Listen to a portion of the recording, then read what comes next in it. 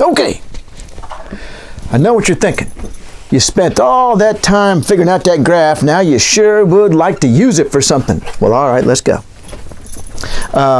This is going to be, I'm going to use that big 4-quadrant diagram. And by the way, these are available on the webpage. A complete and correct answer to each one of these. I'm still going to go over it, but I want to make sure you have a place where you know it's all written down properly for when you study. And we're going to do three things. And the first is going to be a fiscal stimulus of some sort in the United States and its impact on the trade balance and the exchange rate. Then we're going to do a Federal Reserve increase of the interest rate and see what kind of impact that has on the trade balance and the exchange rate. And then last, I want to show what we keep talking about, and that is simply a change in expectations on the part of currency dealers, how that has an impact on the economy. And so here we go. In each one of these, were I to ask this on an exam in a non-COVID semester, I would be asking for both the graphs and the schematic. You have to have both, all right? Here we go. Let's see. Now, this is going to be a bit of a challenge. This is not a bad sized board in general, but here we're certainly going to be pushed to the limit. How exciting. Let's make sure it's all erased nice and well. Yep, go chase that. We really need to take him out somewhere and wear him out because, as I mentioned earlier, he's been having to sit around while I do all these videos. I think what I'm going to do here, well, actually, I don't think that'll work. I was going to say zoom in on this right here, but I don't know. I'll go have a look. All right, let's zoom in a bit.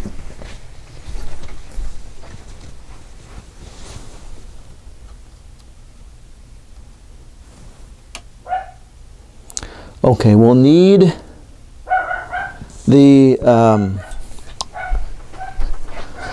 schematic down below, and so what I may do is go back there and move it. I can do some of it right here, but not much. Maybe I'll do it out to the right.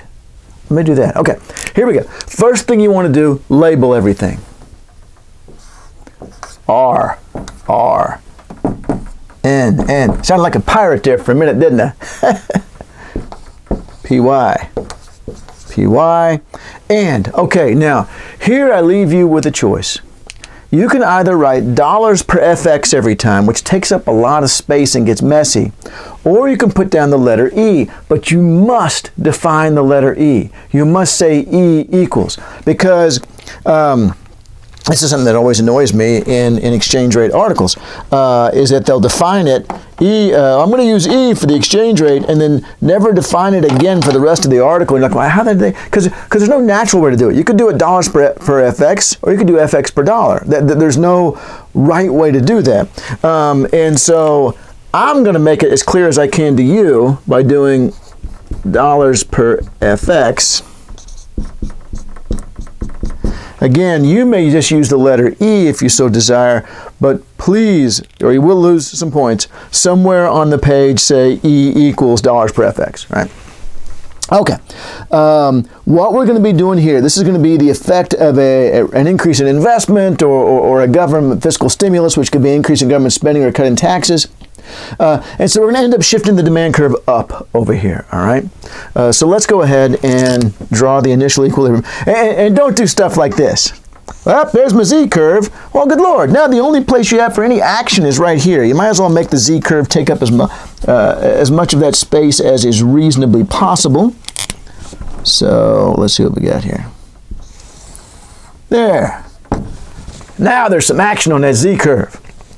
And then I'm going to put my initial equilibrium right there. I want to make sure I have room to make one higher, because we're going to increase the D curve.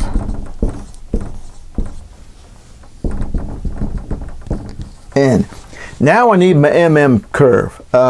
And I'm going to go ahead and cheat a bit and draw this up here.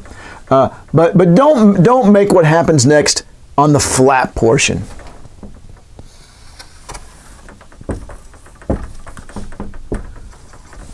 Because we want something to be transferred from here to here, so don't make it on the flat portion, make it on the curve portion.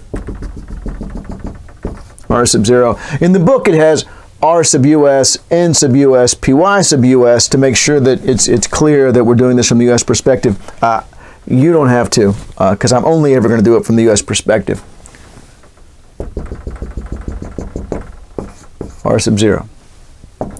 Plop down an FXM curve, dollars per FX sub 0, dollars per FX sub 0, PY sub 0. Okay, I haven't put this curve on yet, and I'm just telling you, always start with balanced trade. Does that mean the United States always starts off where there's balanced trade? No, but I mean, this way, when we come to a conclusion, we can always say, oh, it caused a trade deficit, rather than it caused the trade deficit to get larger, or it caused a trade surplus, instead of it caused the trade deficit to get smaller. Let's have an unequivocal consequence of the policy. Let's start at balanced trade.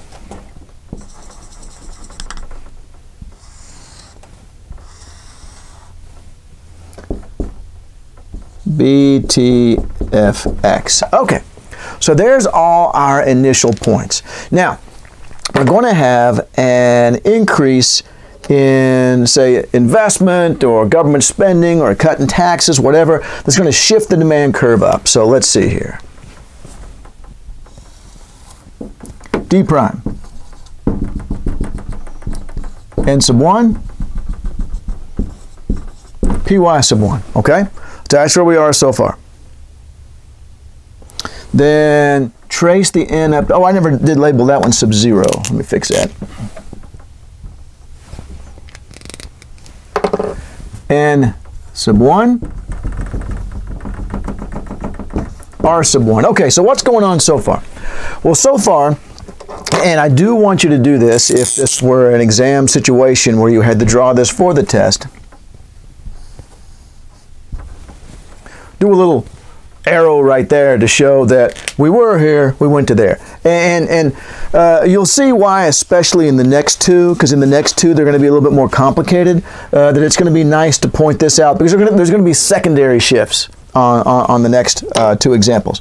But at any rate, demand increased. What did that do? Well, that increased employment, and it increased nominal GDP. No surprises there so far. Increased employment and nominal GDP. Then, given that I asked you to draw this on the portion of the MM curve where it's already upward sloping, it caused an increase in interest rates. Whether that be because the Fed changed its target because we were getting to a high level of employment, or because firms and consumers, etc., were becoming less not trustworthy, more of a risk because they've taken on so much debt, whatever reason. All right, we're getting into a little bit of at least a credit squeeze, if not a crunch. What does that do to the value of the dollar? And here's where writing dollar per FX sub 0 per FX gets a little messy.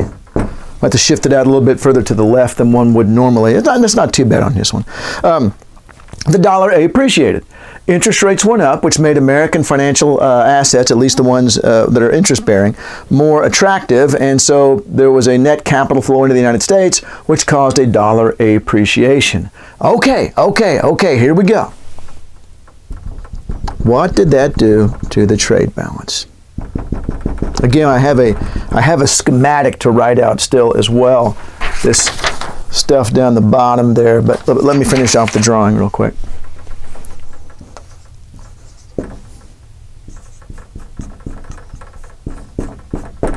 Now let's stop and think about this for a minute. U.S. GDP increased, so that's going to push us into trade deficit territory because it means that we have more income, therefore we're going to buy more imports. It also means that if our prices also went up, that's going to induce us to buy more foreign stuff, and it's going to induce foreigners to buy less American stuff. So both of those are going to be deficit inducing. And the dollar appreciated. That's also deficit inducing. So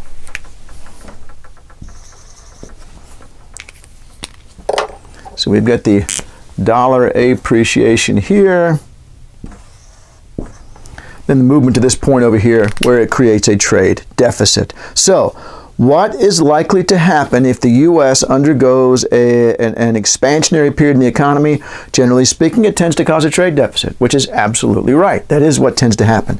That when the economy expands, that tends to both cause us to have prices and income go up in our country, which is going to cause trade deficit. And it's also very likely to cause an appreciation of the dollar as well. So both of those will combine to cause a trade deficit. Now, here's the schematic you have to have. And as I said, I'm trying to decide where I want to draw that. I'm going to try to do it down here. So I'm going to have to lower the camera a bit. No, I'm going to do it out there in that white space over there. I'd rather not, because reason being is it needs to be one long sequence, and I'm going to have to break the sequence a little bit, but that's all right. You're smart people. Otherwise, you'd be at A&M. So you can figure this out. Okay, so how you want to start it, I don't really care. I started mine with increase in investment. It could be an increase in G for government spending or a lower in T for taxes, but something that would stimulate investment. Remember I said earlier, that gap right there is investment. So this could be a once and for all private sector induced increase in investment, but it could be increase in G. It doesn't matter. Here's the key part. It increased demand. All right, so that's going to be true regardless of how you started off over here on the left. And in fact, my recollection is that on people's exams, when they've left something off over here, I just didn't take anything off. It's like, all right, whatever. The question itself told you what to put over here. Now, that's going to lead to two things. Because look down here. When the demand curve moved up, that led to an increase in N and an increase in PY.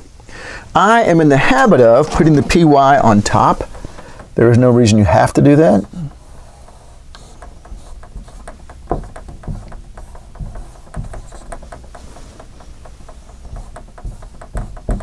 Increase in N. And now what I think I will do is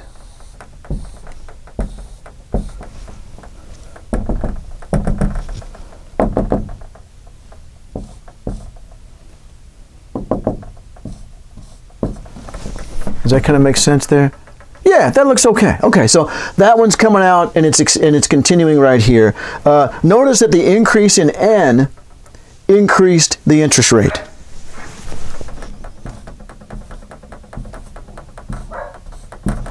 All right, so the increase in N increased the interest rate. The increase in PY didn't change any other variables directly. So I'm just going to extend this to right there. And now we're going to have the impact on the exchange rates. Okay, when R went up, that caused a dollar appreciation.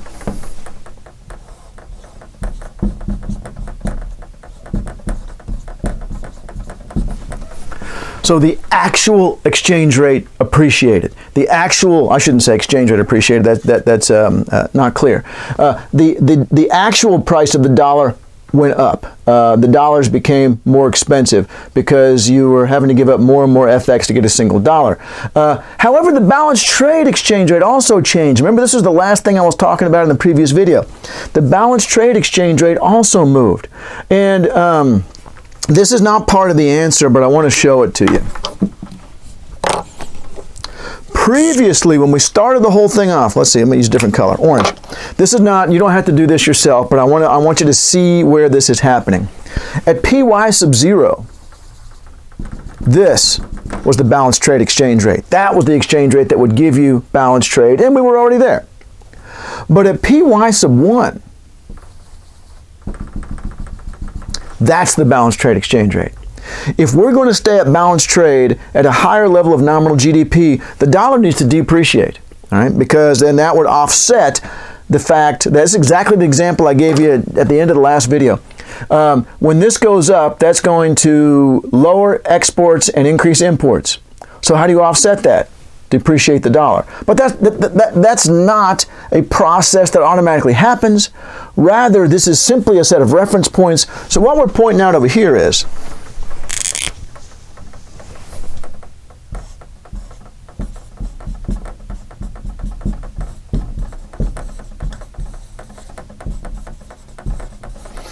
that it's not simply that the dollar appreciated. But not only that, but the exchange rate at which we would have had balanced trade was actually an even cheaper one than when we started. They moved in the opposite direction. The dollar got more expensive in a scenario where we actually needed a cheaper dollar than when we started to have balanced trade. There's one last thing to write here. And there's a little information thing on my monitor over top of this. I hope you can see that bracket I drew just now. Let me look on the camera itself. Well, no, the stupid little information thing is there too. All right, so I've got a little bracket over there on the far right, and this is what I would like to be writing right next to the bracket, but I can't. This causes deterioration. Well, let's just say this causes U.S. trade deficit. Make it simpler. This causes U.S. trade deficit. So, not only did the dollar get more expensive, but under a circumstance where we actually needed a cheaper dollar in order to have balanced trade. In order to maintain balanced trade, we would have needed an even cheaper dollar at PY sub 1. We would have needed the dollar to go from here to here, but in fact it went to here. It went in the opposite direction. It's kind of like saying, okay, you took the SAT and your score went down. And not only did your score went down, but the average score went up. It was even worse than, it was bad enough that your score went down. You actually would have needed a higher score than the last time you took it to qualify for certain scholarships and so forth. So we're moving in the opposite direction here. We needed the dollar to go this way because PY went up, but it actually went this way. That's why we've got a trade deficit. All right, there's the first one. That's the simplest one. All right. Now, as I point out to students at this point, where's the other page? There it is. Check this out. I want to show you this real quick. Here are going to be the schematics in the next two, plus the one at the top is the one we just did. That's the one we just did.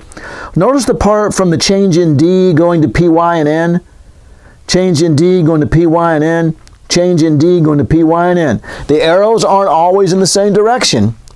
But this part right here, and that's one of the reasons why I like to do this one first. One is because it's the simplest one, but the other is because that part that we did from here to the right happens on all three. So if you get this down pat, if you get to understanding this part, then that's really helpful on the other two, because the other two are more complicated. Okay, so there was a fiscal stimulus or an increase in investment.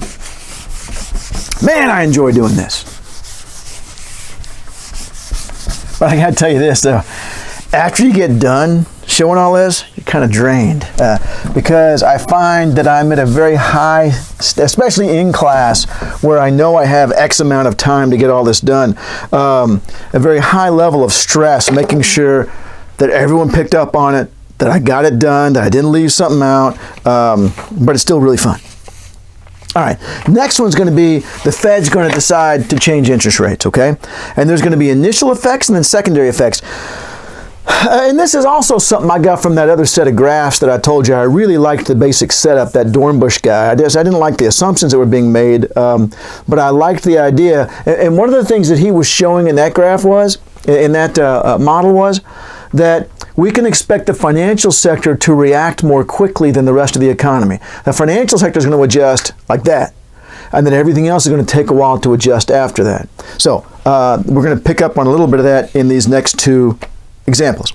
In this one, the Fed's going to raise the interest rate. So let's set up the axes just the same way we did last time.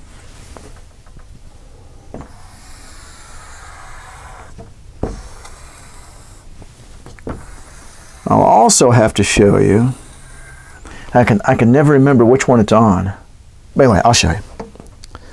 what to do, again, if this is a semester that isn't coronavirus ruined and we're actually having in-class exams, what to do if you accidentally draw it wrong and you're under a time constraint on an exam. I can show you what to do to make a quick correction that I will accept with full credit.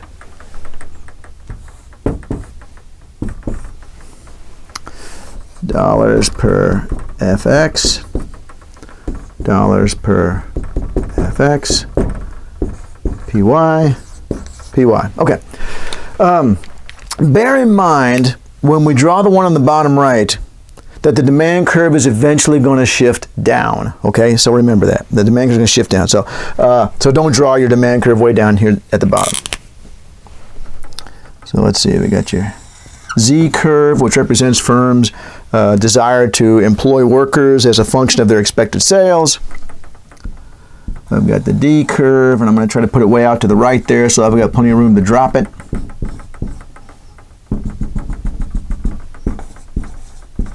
PY sub 0. Could I go ahead and put the PY sub 0 over here right now? I could. I'm not going to bother, but yes, absolutely. There's no reason, nothing stopping me from doing that. N sub 0. Now, on this one, I am similarly interested in putting it on the curvy part. Doesn't have to be too curvy, but there'll be a couple of things to bear in mind over here as we get into this. And what I'm trying to generate here for you is some like sort of standard knowledge on your part of what would happen to the currency market, what would happen to international trade if so-and-so happened. If the U.S. is in an expansionary period, we're probably going to end up with a trade deficit if we didn't have one to start with. Here, what's going to happen if the Federal Reserve decides to raise the interest rate? That's going to be the next lesson here.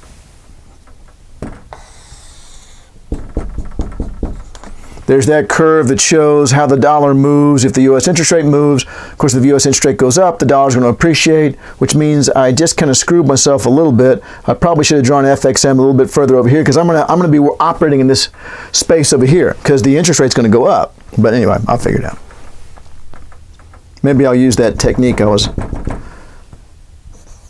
hinting about a moment ago. What takes up all the extra space is the parentheses, because you don't want to just subscript the FX. You want to make it that this ratio is what's being subscripted.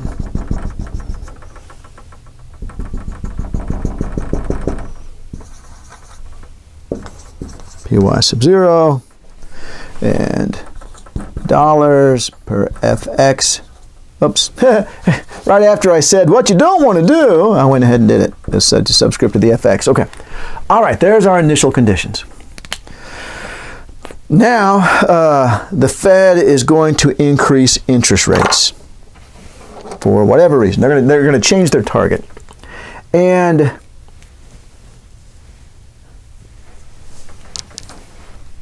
I'm going to draw this to where my new curve is, there's no way the interest rate can fall back to where it was. Because here's what's going to happen. The interest rate's going to go up, then it's going to come back a little bit. All right.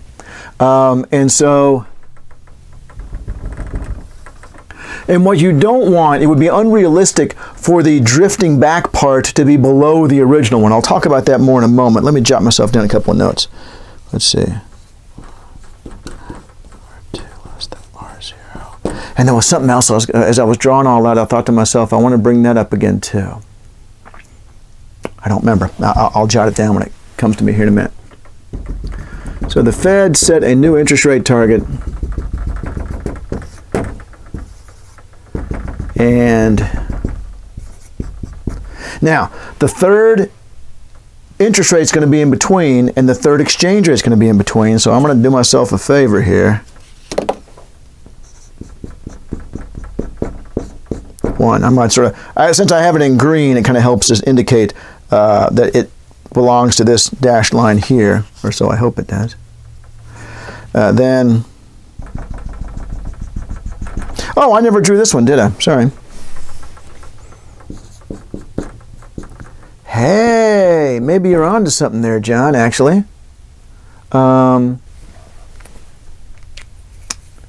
Yeah, okay. Draw this one a little steep because you're going to want to end up staying on the left-hand side of BTFX. If you don't, that's okay. I can show you how to fix it. But technically on this one, and I'm going to explain to you all about this. Well, why can't the second adjustment part fall below the first part? I'll explain all that in a minute. But right now,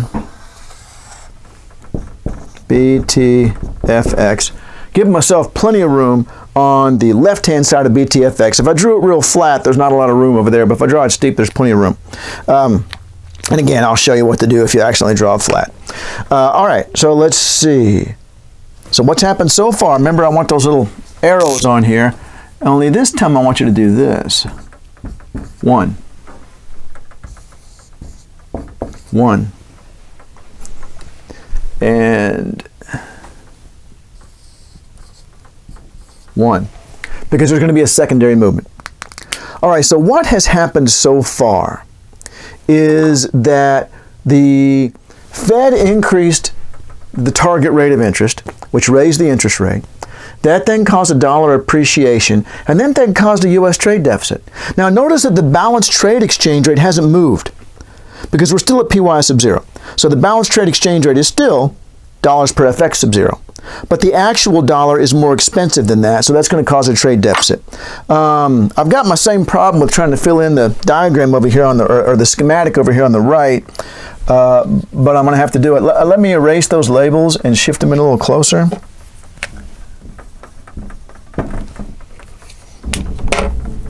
I wonder where Melanie's going. This room is over top of the garage. I can hear the garage door opening right now. Let's see. Water.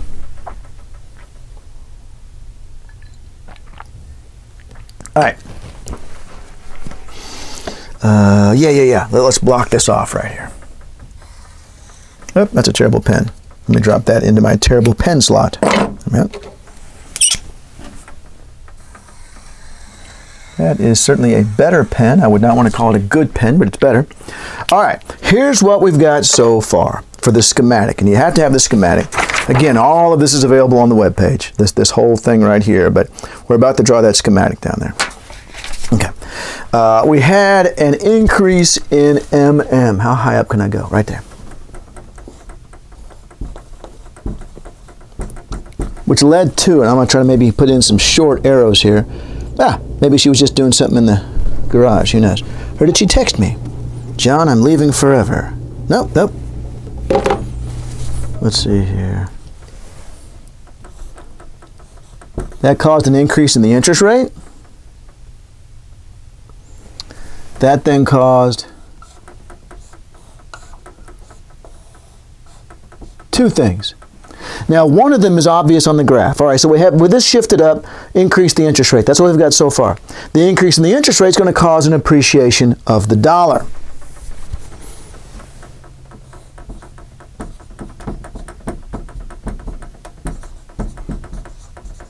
You've always got to put in that actual or balanced trade. You always have to label that in your diagram there. Because as you can see here, this was the actual exchange rate that appreciated, the dollar value appreciated, not the balanced trade one.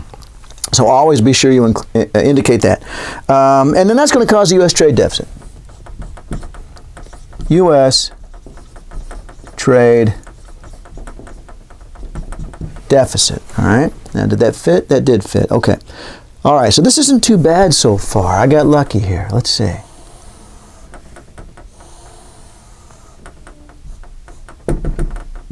Oh, apparently Melanie's still here. I can hear her. Okay, so we're going to have to extend those two lines down the bottom here. And that's as far as we are right now, though. All right. And as a matter of fact, what I will want you to do if this were an exam is sort of mark through right here and say, that's all the stuff that happened under number 1. All right, that's all the stuff that you're finished with that part. Now you're about to show the secondary effects. This was the financial market. Fed increased interest rates and the dollar exchange rate shot up right away. Now technically it would actually take a little while for this to happen. So I could have sort of cut off the red line right there instead in front of trade deficit, but I didn't. I put it there because I wanted the factor that was now going to shift the demand curve to have already happened. Like I said, technically it could be, since this is the goods and services market, it could be on the left-hand side of the red slash, but I didn't. Red slash, that'd be a great superhero. All right.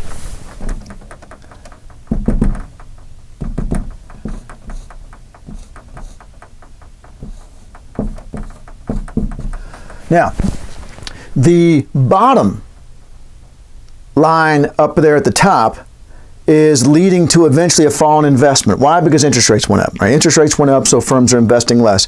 Quite honestly, that is a very minor factor in the real world, but I'll put it in there. So the combination of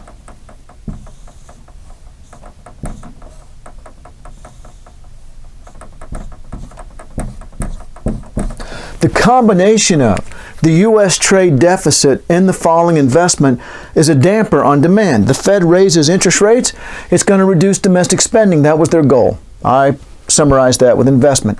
And it's also going to cause the dollar to increase in value, which is going to decrease our exports and increase our imports. So that's also going to be a damper on demand. So both of those factors are going to lower demand. And by the way, notice now, we are back to, as I suggested a moment ago, the core part of the first answer I showed you. We're now back to it. It's going to be the opposite direction for the arrows, but it's nevertheless D, P, Y, N, R, all that stuff afterwards, right? So if you learn that one from the first question, then this part comes up in all three. Now, let's see. Let's lower demand with orange, I guess. Sorry, I'm running out of energy. And this will get me a little over halfway done with this course. I've got Contending Perspectives done. I then got to put all the videos together, upload them, put the links on D2L and so forth. But I want my classes to be on autopilot once the semester starts, because there's lots of bad things that could happen this semester, and I want to make sure that we are protected from that. Our class will go on just fine. All right, so here's our first secondary effect. This causes the demand curve to drop down. And let's go ahead and put that red arrow on there. But, oh, damn it. Look at that. I was off a little bit in terms of pointing at the point. But anyway, there's our first secondary movement. And it lowered employment and it lowered GDP. All right? Which, in fact, is the first things I want to draw over here on the schematic.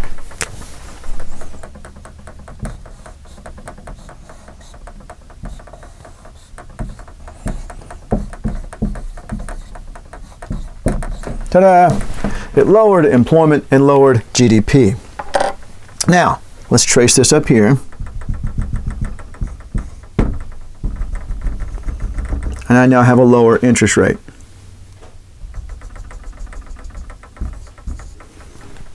Not lower than R sub 0. And again, I have a note to myself over here to explain all that in just a moment. But for now, just take my word for the fact that it's not going to be lower than the R sub 0. Okay, so let's see. Where's that go? Right there.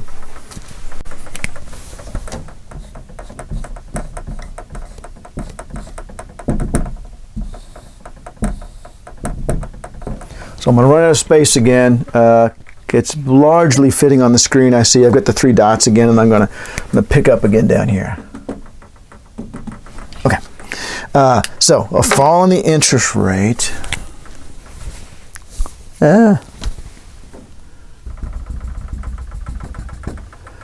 R sub 2. Notice this is going to cause a bit of a depreciation in the dollar. Now look, we're running out of room, right? So let's say that this is a regular semester where we're having in-class exams and you're feeling pressed for time. Just do stuff like this.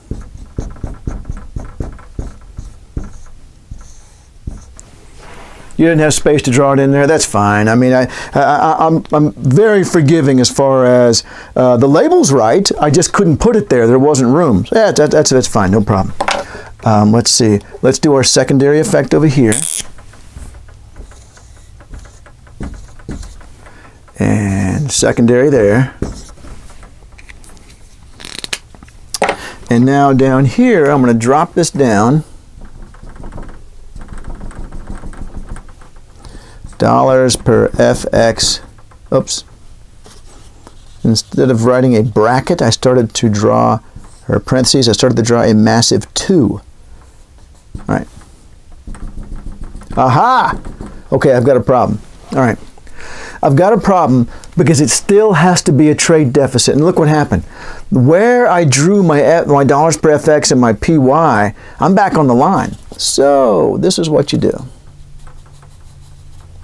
Now, and again, I'm going to go through in a moment why that must be true.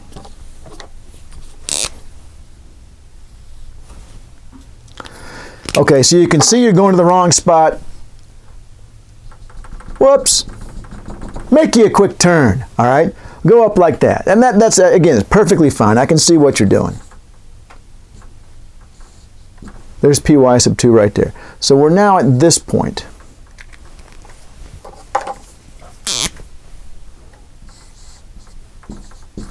There's the secondary movement. We're now there. I'll make it more of a clear point here. There we go. So it still has to be to the left of the line. You still have a trade deficit. It's just not as big anymore. All right. So again, I'm going to explain why that's logical here in just a moment. But for now, just drawing the graph. Let's continue the schematic over here. And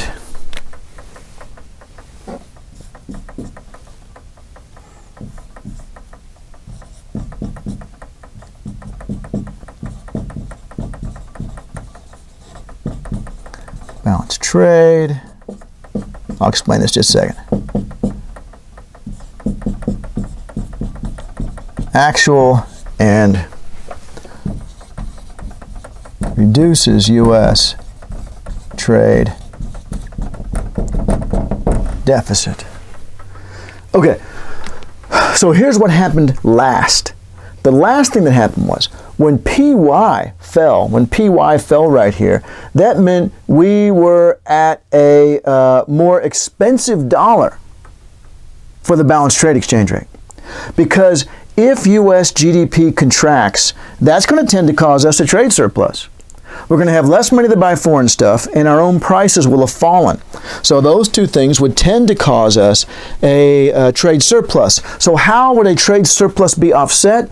A more expensive dollar. Again, we're not arguing that's what happens. We're only saying that in order to stay on the purple line, if this goes down, then this must also go down. If U.S. GDP, nominal GDP falls, then the dollar must appreciate if we're going to stay at balanced trade. We didn't. What actually happened was the balanced trade exchange rate became a more expensive dollar, and the actual dollar got cheaper. So that actually closed the gap. All right, we got closer to the line. In fact, so close to the line that the way I drew it, we ended up back on the line. So the initial impact of the increase in the interest rate was to cause a dollar appreciation, which caused a trade deficit, which is up there. But then the trade deficit and the higher interest rate started to have a negative effect on the domestic economy, which caused a contraction. It caused nominal GDP to fall, which meant that even if not, oh, check this out. Look, even if the exchange rate had stayed at the green point, even if the exchange rate had not changed as part of the secondary effects, we would still have had a smaller trade deficit because we would have dropped, I don't know if you can see this or not, I'm going to take a chance here and actually draw it on there.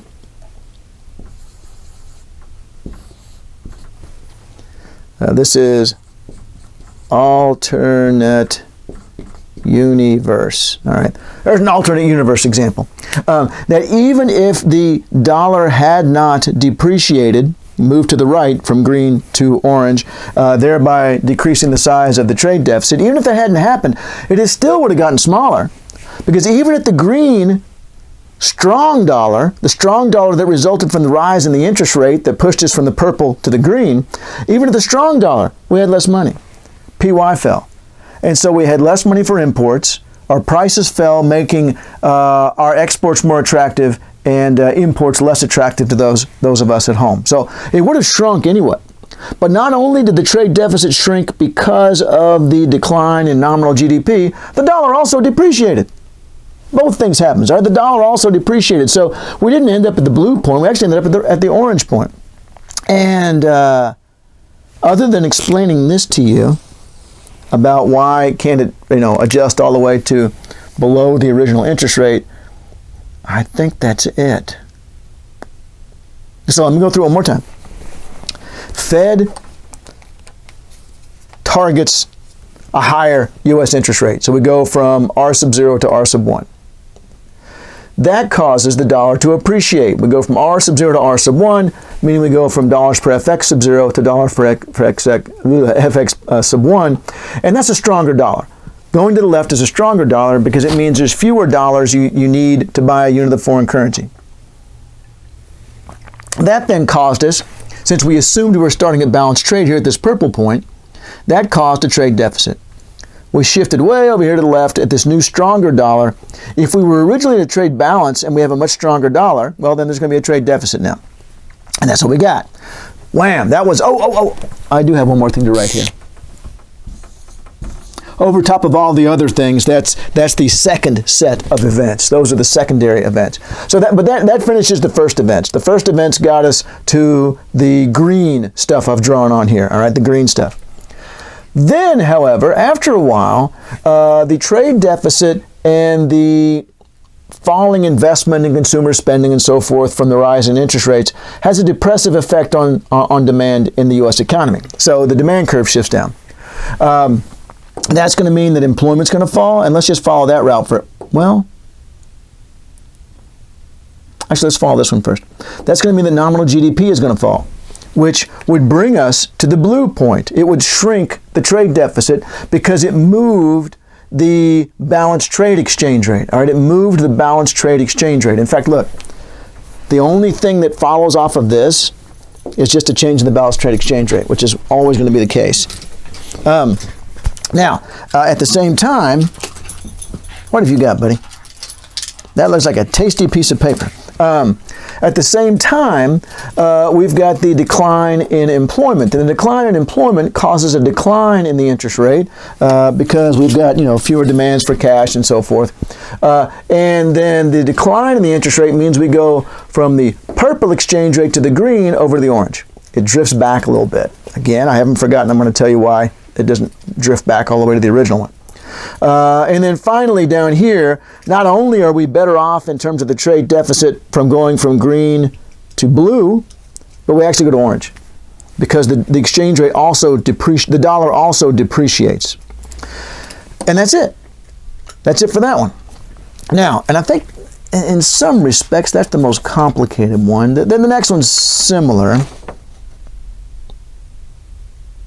No, I would say that's the most complicated one, to be sure. This is the most complicated one right here. Now, I was going to tell you about why these secondary movements, that's actually the plastic package from his ice cream he had earlier, but he likes to chew on it as a sort of memory of the earlier ice cream.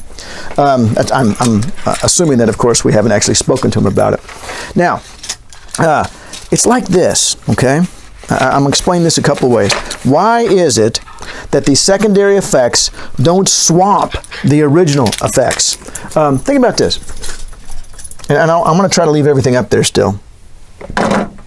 So let me just draw this explanation down here. Yes.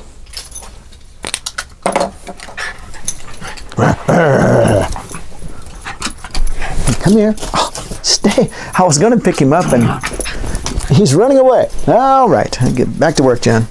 That's one of the drawbacks to working at home. Or is it a drawback to owning a dog? Ha ha! Oh man, he got away again. Okay, let's see here. And he's really enjoying that. All right. A lot more than I am. How much room have I got? Okay, let me go. Let me explain it to you with a graph that I know you're very familiar with. supply, demand. P sub 0, Q sub 0. All right, did all that get on there? The Q sub 0, barely. Right? And now let's say there is a rightward shift in demand. D prime. Shall I do it that way? Yeah, sure, I'll do it that way. Okay, the very first thing that happens is that the quantity demanded shoots up to Q sub 1. If you can see that over there, to Q sub 1. That's the very first thing that happens. Immediately, the increase in demand means that people want more even at the same price, right? But then, you don't even have to be an econ major to know that what's going to happen now, though, is the price is going to rise. So, so here's our, I won't use red this time, I shall use horned frog purple. There's the initial. The secondary is going to be after the price adjusted. Manufacturers increase output because of the higher price, but then they also raise the price. So then you have this Q sub 2 down there.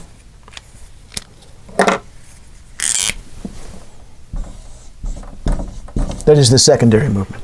All right. So notice that it makes no sense whatsoever, unless we had a vertical supply curve, for us to end up with the exact same quantity as we did to start with.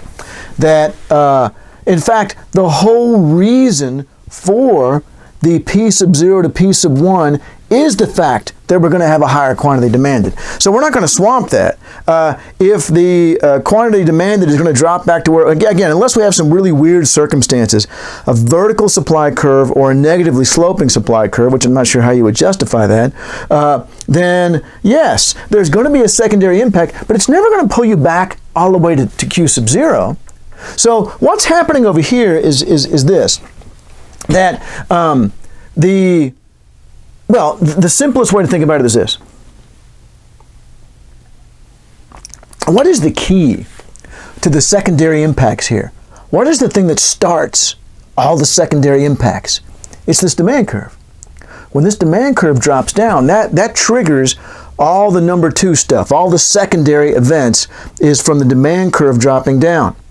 Well, if we suddenly find ourselves at the same interest rate we were when we started, or even lower, and in fact, let me point at this on the schematic. This is why I like the schematic, why I insist on you including the schematic.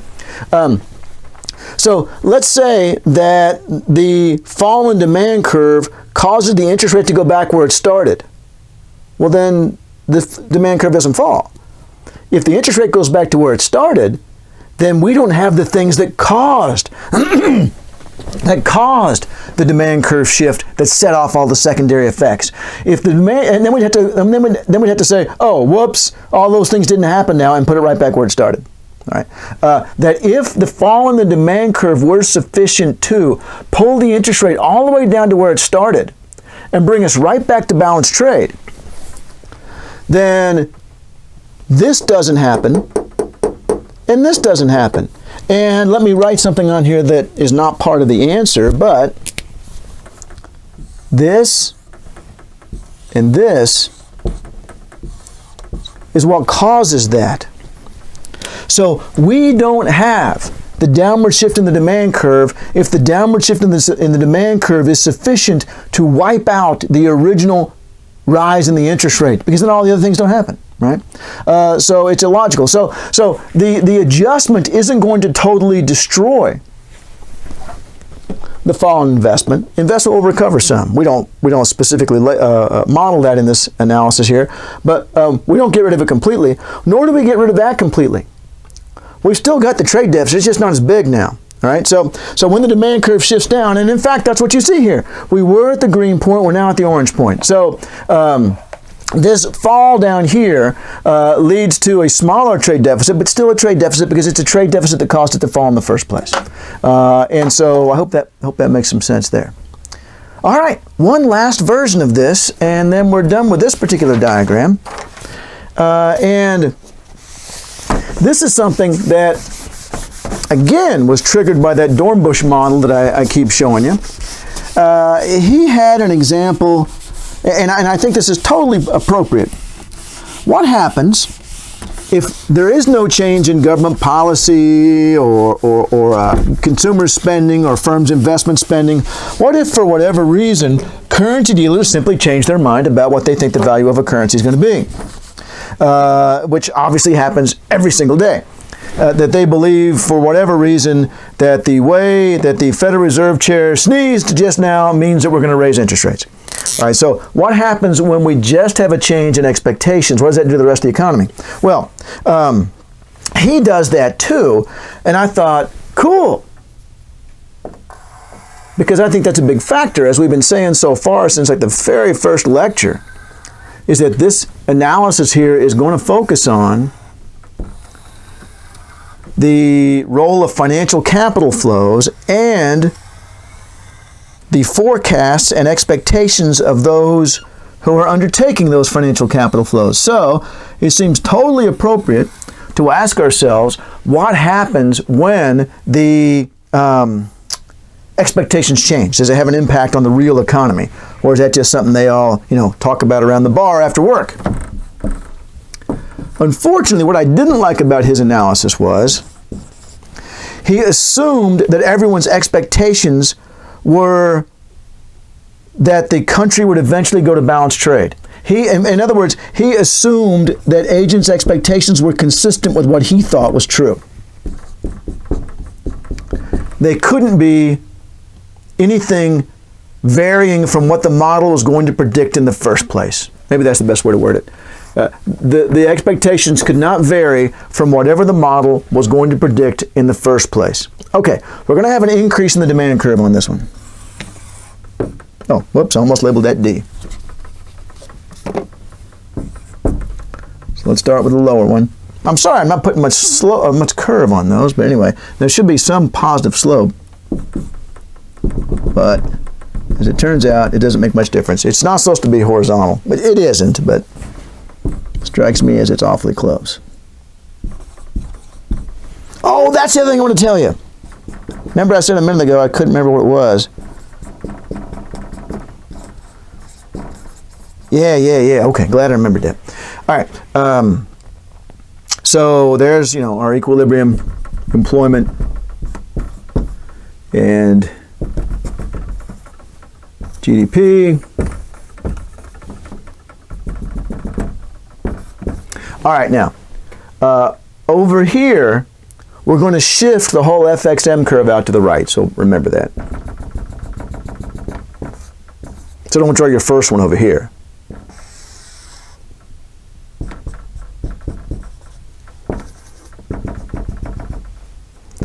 Dollars per FX sub 0. Dollars per FX sub 0. PY sub 0. And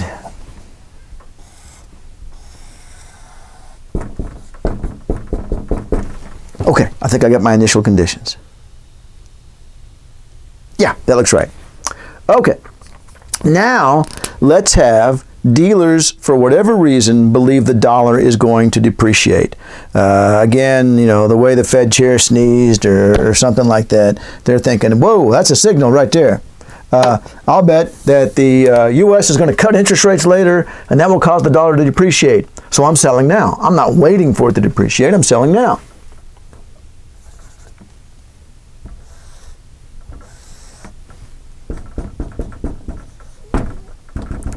And so that effect is immediate.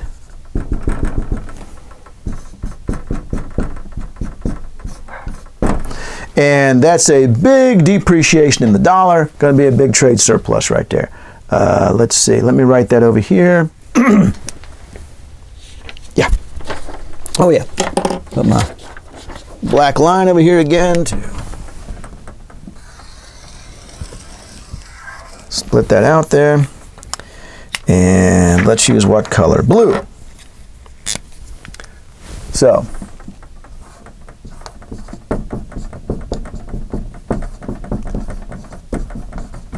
And there's a third dollar per FX. Now it's the expected one, okay? So that's the one they expect, which is going to shift the whole curve. And then I'm going to do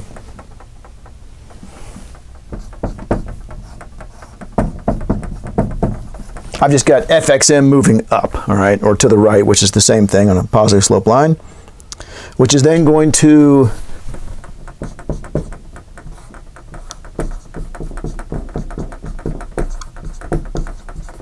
actual. How much did I fit on there? Good, good, good. That could be worse. And now I've got my start of an arrow and 3 dots. Oops.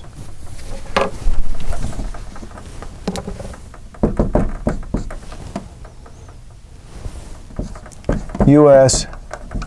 trade surplus. So, what has happened so far? Agents expected a weaker dollar that shifted this thing out to the right or up, right?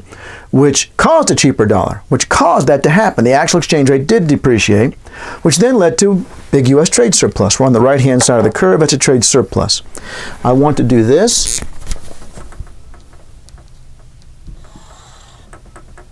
To indicate that everything up to that point is my first event.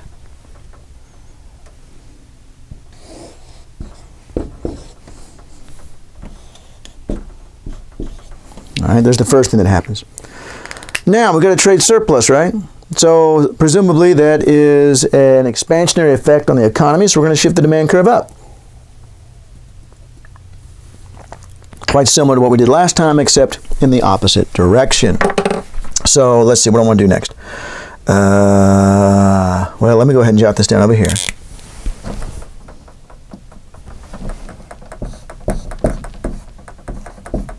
And have an increase in the demand curve resulting from the trade surplus, and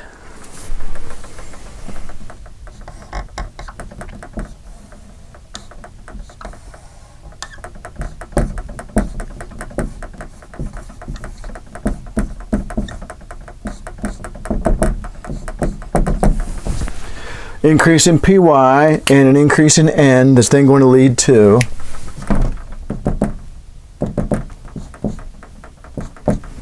finish this off in a second. Let me go ahead and start labeling all this. Let's see now, what colors have I used and not used? Let's go to orange. All right.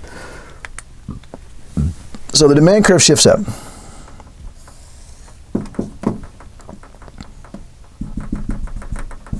N sub 1, PY sub 1. Interest rates went up. Now, just like in the previous case, you don't want to end up traveling past, oh, I never did label that exchange rate, did I? Although that's perfectly fine. If you want to do that in an exam situation, don't bother to label it here, just label it down there. Likewise with those. And you can skip labeling these over here and just label them on the far left if that is helpful to you. All right. Let's see.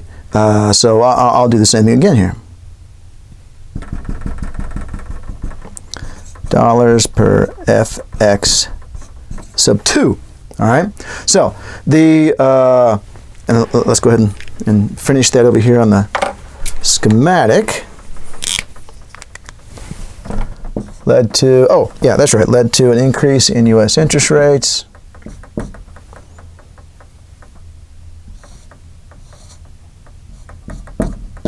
Okay, so the rise in N from the increase in the demand curve led to an increase in U.S. interest rates, which led to an increase in the value of the dollar.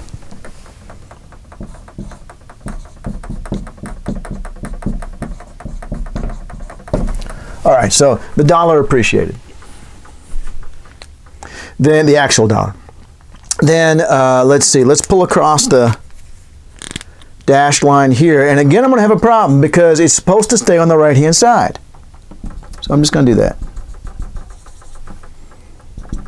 Now, if we drew all this out in equations with specific parameters for each of the relationships and so on, we would never have this problem. The problem is I'm drawing it and I'm not being consistent, apparently, with the magnitude of the changes.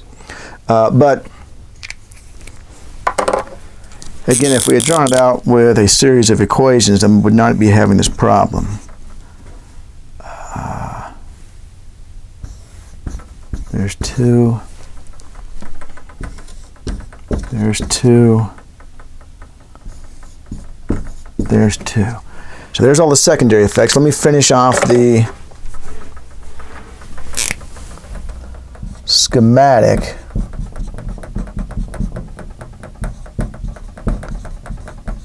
Balanced trade. And then how much room have I got? I can make it. Reduces U.S. trade deficit. Okay, so let's step back over here and have a look.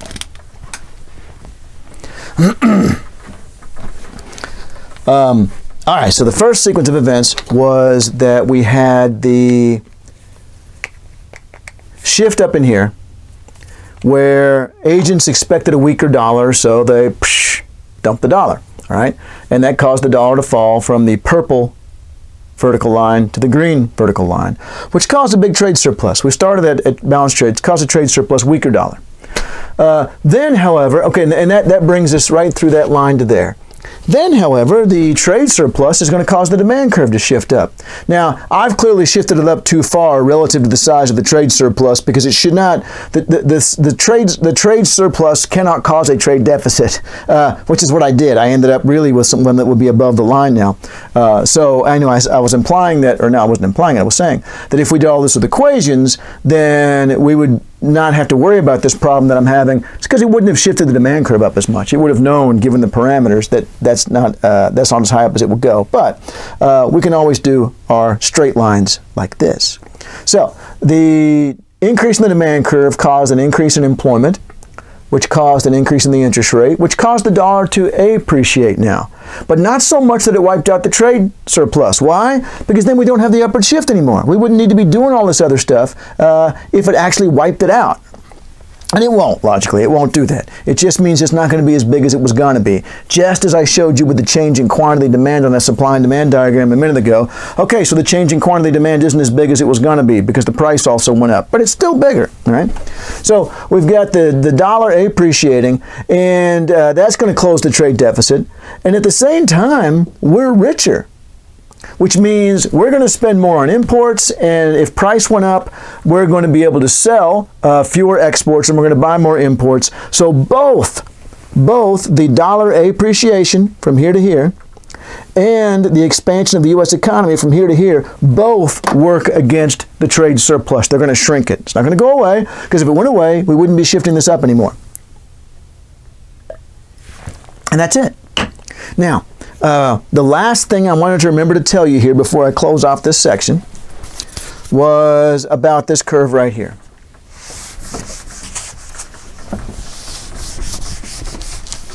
Remember that on all three of those examples, there's part of it where D moves. And so if you get that part down pat, you've got a big chunk of all three of them figured out. So be sure you focus on that. In a couple of them, it goes one direction, and the other one, it goes the other direction, but it's still the same sequence of events. All right, I wanted to say a word about this before I closed off these lectures here. Don't tell me.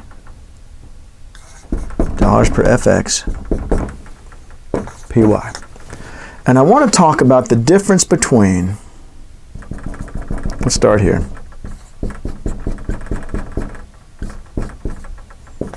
Because it's a very important point practically in terms of the real world. And that is the difference between a curve that is really flat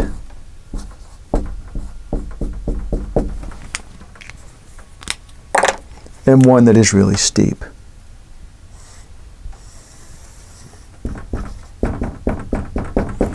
Because one of these is much more realistic than the other. Now, I did different kinds on the examples just to make sure that everything would fit properly, but one of these is actually much more realistic than the other, because one of these suggests that trade flows are much more sensitive to changes in this than they are to changes in this, which is the reality.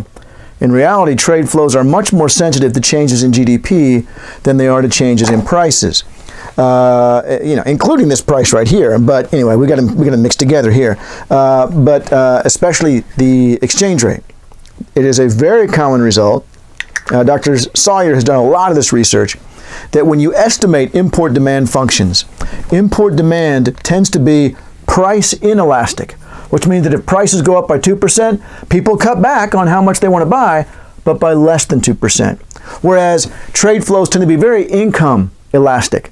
Incomes go up by 2%, and your country imports 3% more. All right, so it's income elastic. So one of these shows that situation and one does not. And let's think about it here. Let's have a situation. That's how to do it, John. Let's have a situation in which PY went up to PY. Oh, I need one that actually is going to intersect both of them. Hang on. I've gone too high up.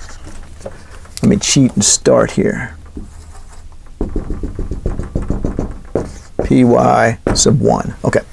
Let's have an increase in PY such that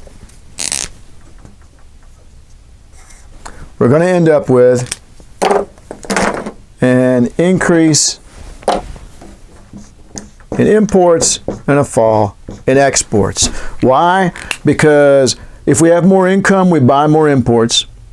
And if price goes up, then that means I'd rather have the cheaper foreign stuff, but foreigners don't want our expensive stuff. So that's what happens. So this pushes towards trade deficit. Now, here's a question. How big of an exchange rate depreciation, how big of a dollar depreciation, how big of a dollar depreciation would we need to offset that? Again, this doesn't mean it happens. This is a set of reference points. But how big of a dollar depreciation is necessary to offset that? On the green line, a very slight dollar depreciation. On the blue line, a huge dollar depreciation is necessary to offset the impact of this. Because in either event, we're going to have a decline in imports and a rise in exports. That's what's going to offset it. So which one shows us a world where this is the dominant effect? The flat one or the steep one? It's the flat one. Reason being, look at the massive change in the exchange rate that was necessary to offset this on the blue one. On the green one, exchange rates must react pretty quickly to, trade flows must react pretty quickly to a change in exchange rates because it didn't take much of a change in the exchange rate to offset the impact of this right here. But on the blue one, man, it took a huge change in the exchange rate to offset the impact of this relatively slight increase in nominal GDP. That's the way the real world works.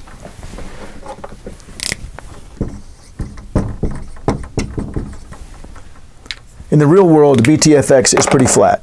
Don't worry about that in drawing your examples because you need to draw what you need to draw, but in the real world, that's what it looks like. Okay, the next topic, I can't wait. We're almost done with exam 2 stuff, is going to be how could one describe, on the top left diagram, the FXM curve, the part that's in the mind of currency dealers, what does that look like? Looks like what I just showed you. Goodbye.